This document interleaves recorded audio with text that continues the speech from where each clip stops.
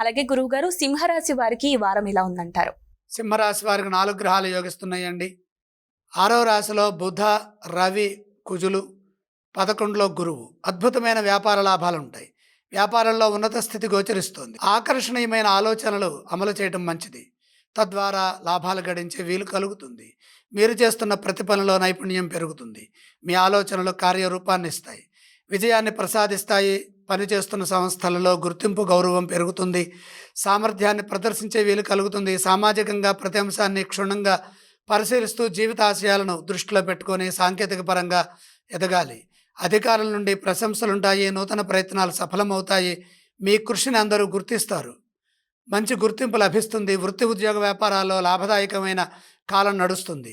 వచ్చిన అవకాశాన్ని సద్వినియోగం చేసుకోండి. సున్నితమైన అంశాల్లో లోతుగా ఆలోచించకండి. సద్యస్ఫురణతో, సామరస్య ధోరణితో, సుహృద్భావంతో ముందుకు సాగండి. ఫలితాలు అనుకూలంగా ఉంటాయి. అవసరార్థం మాత్రమే ధనాన్ని జాగ్రత్తగా సద్వినియోగం చేసుకోవాలి. అలాగే ఈ రాశి వారు ఏ స్తోత్రం పఠిస్తే బాగుంటుంది? సింహరాశి వారు మహాలక్ష్మి ధ్యానం చేయడం మంచిది. అలాగే ఏ ఆలయాన్ని సందర్శించాలంటారు? మహాలక్ష్మి అమ్మవారిని దర్శించండి. ఈ రాశి వారు ఏవేవి దానం చేస్తే బాగుంటుంది? గ్రహయోగం అనుకూలంగా ఉన్నది. దానాలతో పని లేదు.